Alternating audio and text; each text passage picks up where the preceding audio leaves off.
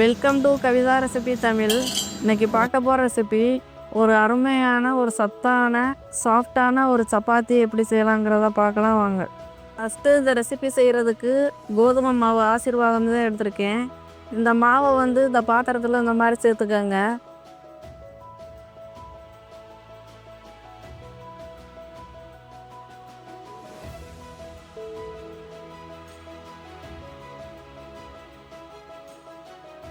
சேர்த்துட்டு கொஞ்சம் கொஞ்சமாக தண்ணி தெளித்து பிசையணும்.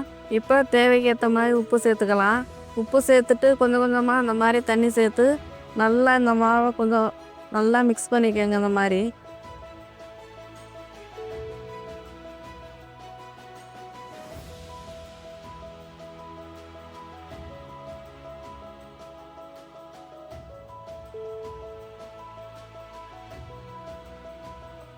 இந்த மாவை நல்லா அழுத்தி இந்த மாதிரி பிசையாமல் கொஞ்சம் கொஞ்சமாக தண்ணி தெளித்து இந்த மாதிரி ரொம்பவும் டைட்டாக இல்லாமல் லூஸாக இல்லாமல் இந்த அளவுக்கு பிசைஞ்சு எடுத்துக்கலாம்.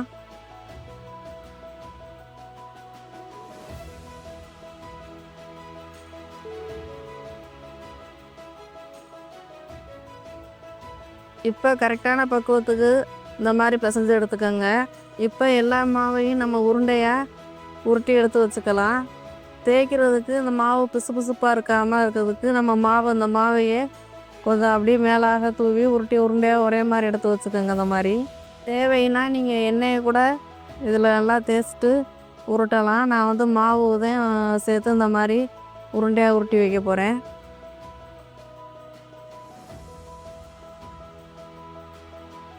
இப்போ மாவை கொஞ்சம் கொஞ்சமாக எடுத்து எந்த அளவு நமக்கு சப்பாத்தி தேவையோ இந்த மாதிரி உருண்டையாக ஃபஸ்ட்டு உருட்டி வச்சுக்கலாம் எல்லா மாவையும்.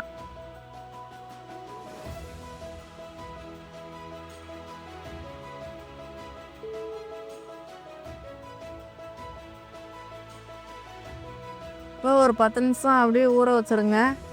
அப்போதான் நல்லா அந்த சப்பாத்தி சாஃப்டாக இருக்கும். இப்போ 15 நிமிஷம் ஆயிடுச்சு. இப்போ எல்லா மாவையும் இந்த மாதிரி தேய்ச்சி எடுத்துக்கலாம். இந்த மாதிரி சப்பாத்தி கட்டை இல்லைன்னா இந்த மாதிரி கட்டையில் இந்த மாதிரி மாவை இந்த கோதுமை மாவையே இந்த மாதிரி தூவிக்கங்க. தூவிட்டு இந்த மாதிரி எந்தளவு தேவையோ அதுக்கேற்ற மாதிரி தேய்ச்சி எடுத்துக்கோங்க. இந்த மாதிரி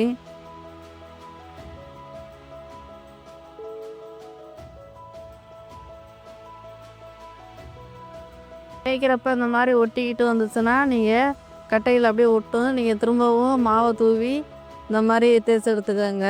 எல்லா மாவையும் ஒரே மாதிரி தேய்ச்சி எடுத்துக்கலாம்.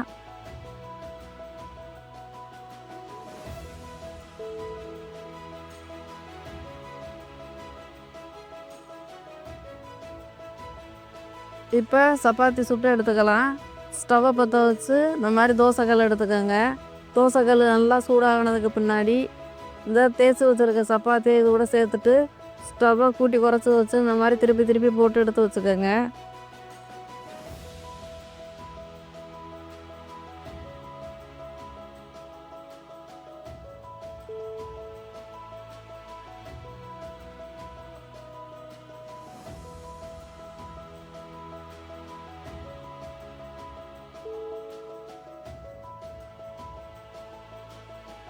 இப்போ தேவைக்கேற்ற மாதிரி எண்ணெய் அப்படி மேலே ஊற்றி இந்த மாதிரி திருப்பி திருப்பி போட்டு வேக வச்சுக்கோங்க.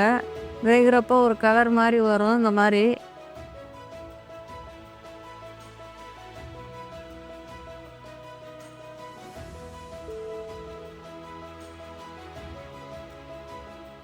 இப்போ சப்பாத்தி நல்லா கலர் மாதிரி இந்த அளவுக்கு வரும். இதே கரெக்டான பக்குவம். இதே மாதிரி எல்லா சப்பாத்தியும் சுட்டு எடுத்துக்கோங்க. இதே மாதிரி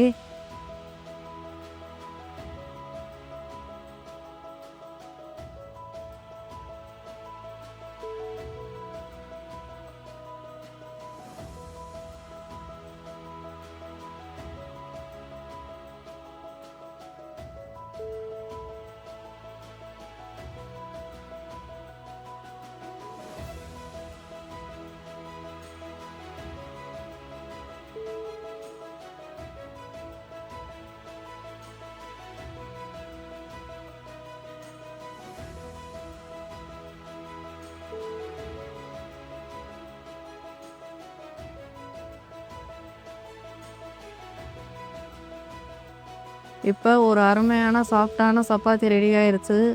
இதுக்கு வெஜிடபிள்ஸ் குருமா தான் இது ரொம்ப நல்லாயிருக்கும். நீங்களும் இது மாதிரி செஞ்சு குழந்தைங்களுக்கு கொடுங்க. ரொம்ப நல்லாயிருக்கும். இந்த வீடியோ பிடிச்சிருந்தா லைக் பண்ணுங்கள், ஷேர் பண்ணுங்கள், மறக்காமல் சப்ஸ்கிரைப் பண்ணுங்கள்.